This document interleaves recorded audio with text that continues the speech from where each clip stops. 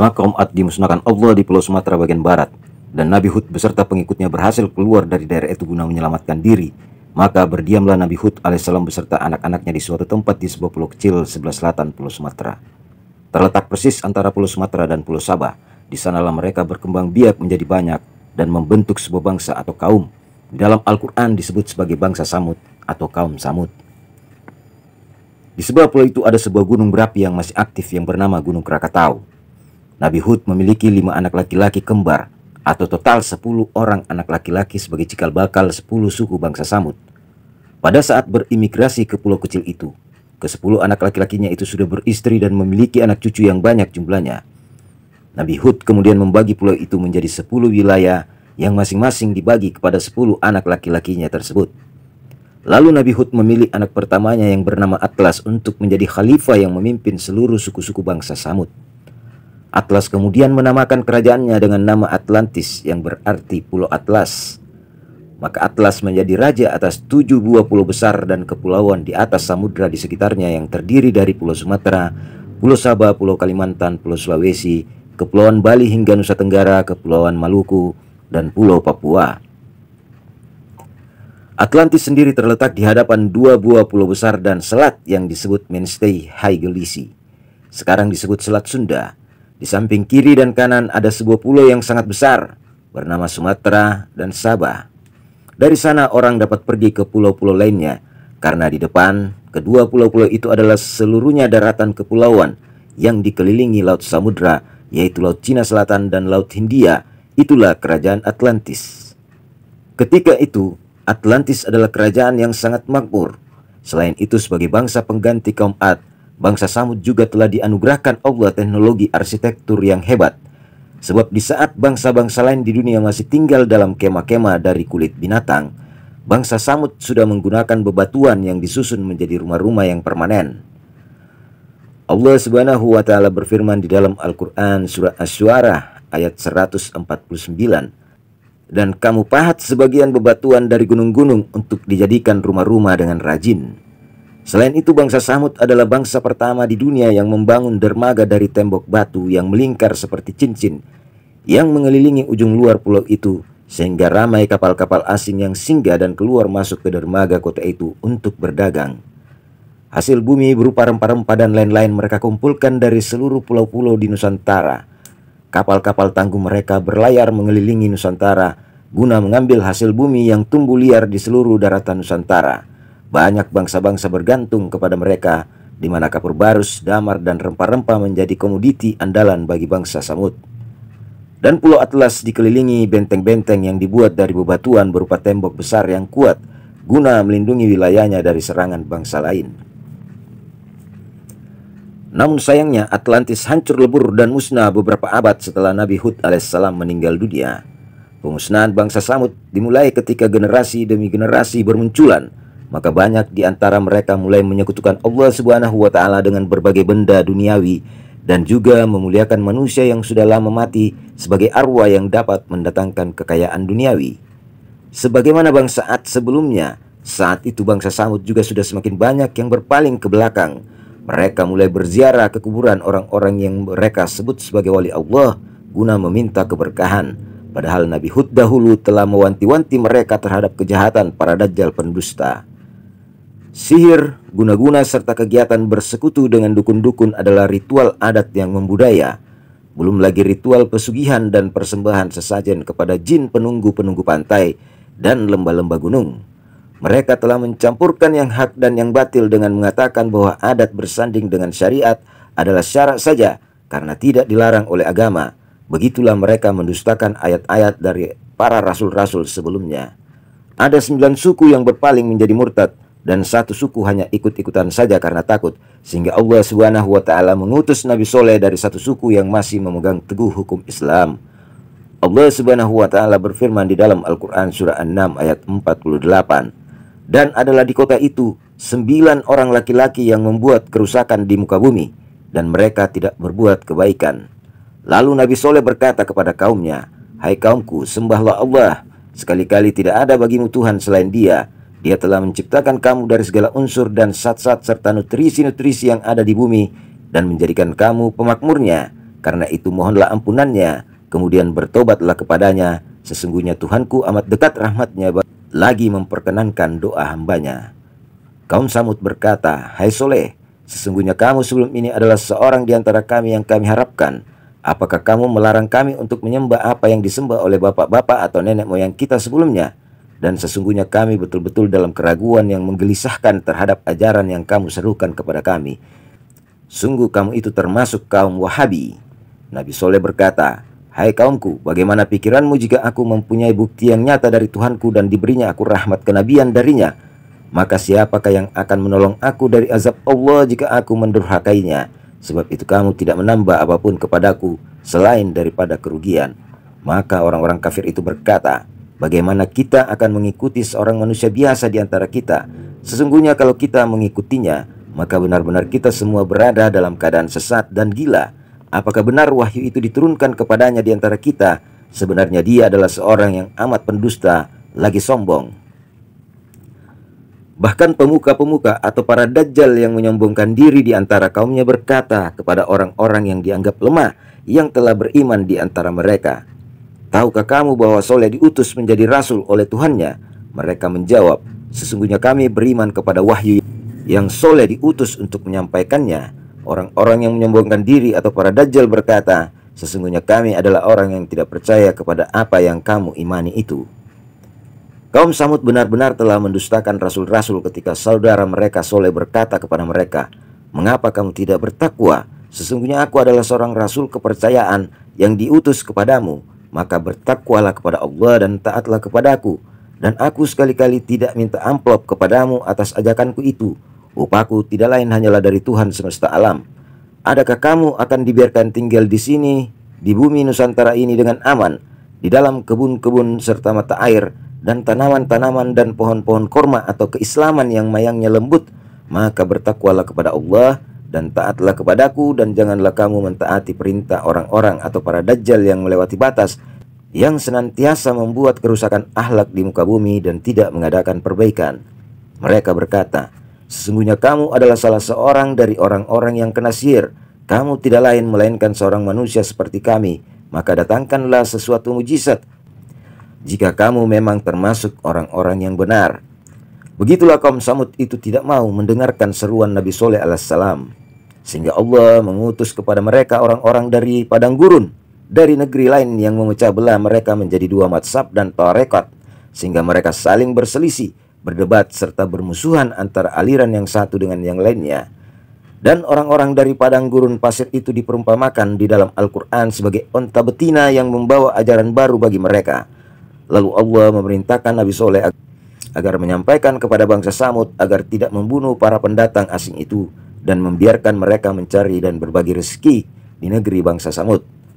Para pendatang asing itu juga mengubah-ubah sejarah bangsa Samud dengan mengklaim bahwa negeri ini adalah milik bangsa mereka sebagai pintu gerbang negeri mereka menurut sejarah yang para onta betina karang sendiri. Oleh karena itu bangsa Samud dianggap sebagai budak para onta betina itu, sehingga banyak dari rakyat bangsa Samud yang terpengaruh oleh kemuliaan semu dari onta-onta betina itu lalu mengikuti ajarannya. Hal itu bisa terjadi karena bangsa Samud sendiri sangat senang mengubah sejarah mereka sendiri dengan menulis yang baik-baik saja, padahal sejarah itu sesungguhnya untuk direnungkan sebagai pelajaran dalam memperbaiki akhlak, bukan untuk dibangga-banggakan sebagai salah satu suku yang hebat. Lalu berkatalah Nabi Soleh, "Hai kaumku, inilah mereka para unta betina yang dikirim Allah untukmu. Sebab itu biarkanlah dia makan di bumi Allah, dan janganlah kamu mengganggunya dengan gangguan apapun yang akan menyebabkan kamu ditimpa asap yang dekat. Janganlah kalian sakiti, tapi cukuplah bagi kalian untuk meninggalkan ajarannya." Allah Subhanahu wa ta'ala berfirman di dalam Al-Quran surah Al-A'raf ayat 73, "Dan kami telah mengutus kepada kaum Samud saudara mereka Soleh. Ia berkata, 'Hai kaumku, sembahlah Allah, sekali-kali tidak ada Tuhan bagimu selainnya. Sesungguhnya telah datang bukti yang nyata kepadamu dari Tuhanmu, yaitu unta betina ini yang akan menjadi ujian bagimu. Maka biarkanlah dia makan di bumi Allah, dan janganlah kamu mengganggunya dengan gangguan apapun yang karenanya kamu akan ditimpa siksaan yang pedih.'" Lalu Nabi Soleh berkata, "Hai kaumku, mengapa kamu minta disegerakan keburukan sebelum kamu minta kebaikan? Hendaklah kamu meminta ampun kepada Allah agar kamu mendapat rahmat, sebab Allah telah mendatangkan bagimu onta-onta betina sebagai ujian." Mereka menjawab, "Kami mendapat nasib yang malang disebabkan kamu dan orang-orang yang besertamu." Soleh berkata, "Nasibmu ada pada sisi Allah, bukan kami yang menjadi sebab, tetapi kamu adalah kaum yang diuji."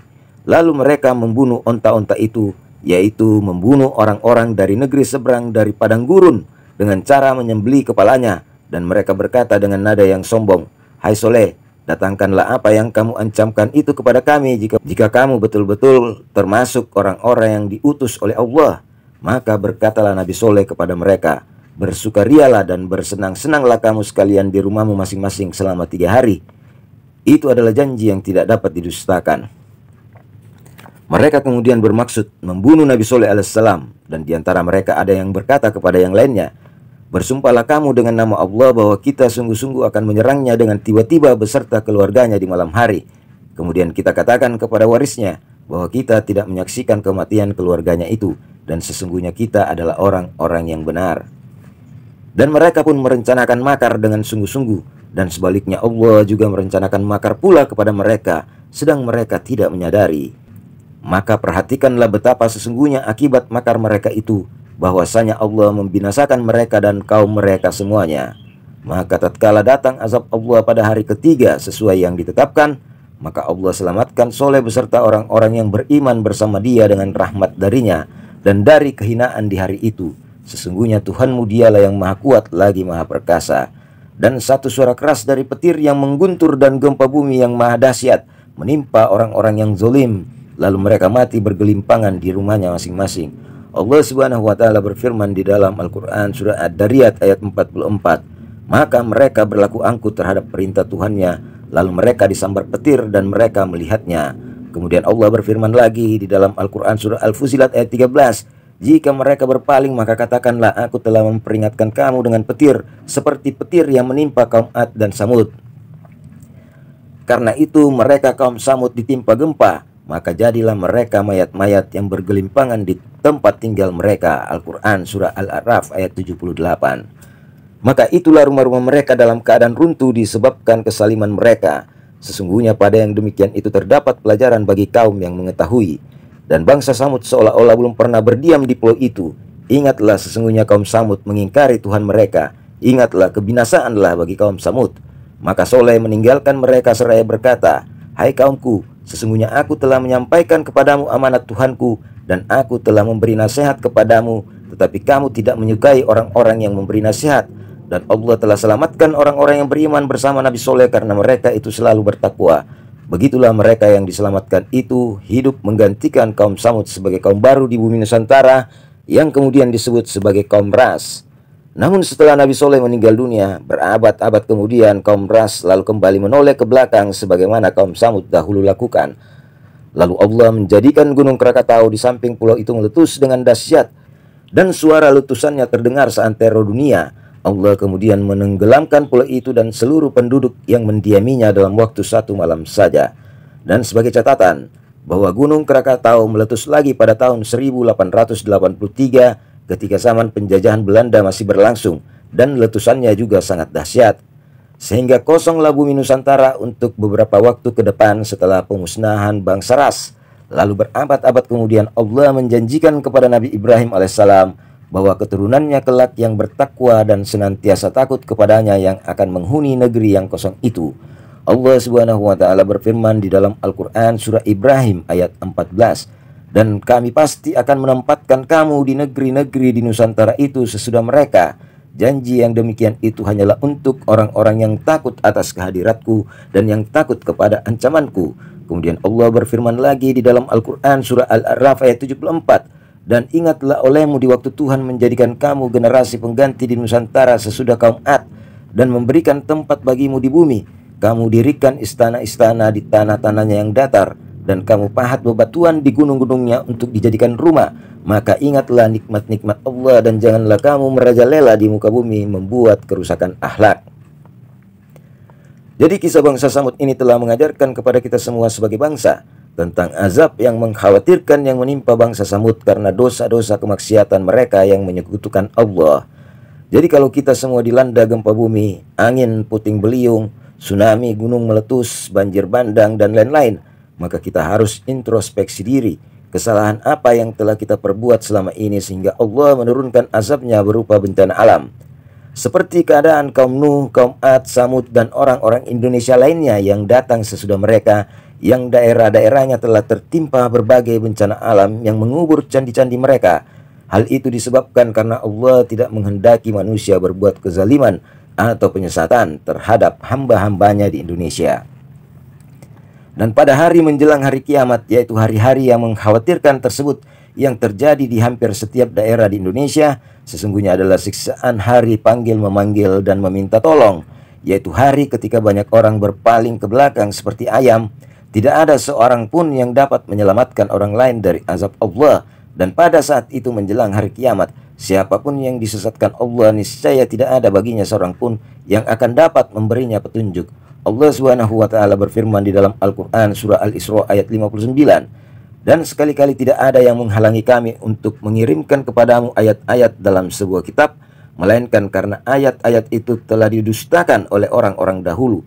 Dan telah kami berikan kepada Samud unta betina itu sebagai ujian yang dapat dilihat kasat mata, tetapi mereka menganiaya unta betina itu. Dan kami tidak menurunkan ayat-ayat ini kepada bangsa Indonesia, melainkan untuk menakut-nakuti mereka."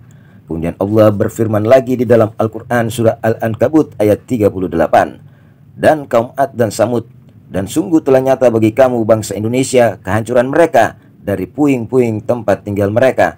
Dan setan menjadikan mereka memandang baik perbuatan-perbuatan mereka. Lalu ia menghalangi mereka dari jalan Allah, sedangkan mereka adalah orang-orang yang berpandangan tajam. Dan bangsa Indonesia sesungguhnya telah banyak yang mengikuti jalan-jalan yang pernah dilakukan oleh bangsa Ad dan Samud, sehingga Allah Subhanahu wa taala menurunkan azab yang menghinakan sehingga dicemooh dan dihina oleh bangsa-bangsa asing di seluruh dunia. Selain itu, gempa bumi, tsunami, banjir bandang, likuifaksi angin topan, dan lain-lain telah menghiasi kehidupan bangsa ini, namun mereka seolah tidak pernah peduli karena mereka sama sekali tidak mengetahui bentuk azab-azab Allah yang sesungguhnya yang telah terjadi di hadapan mereka. Demikianlah kisah bangsa Samud dan bangsa Ras yang dikisahkan Allah di dalam Al-Quran sebagai pelajaran bagi bangsa Indonesia saat ini.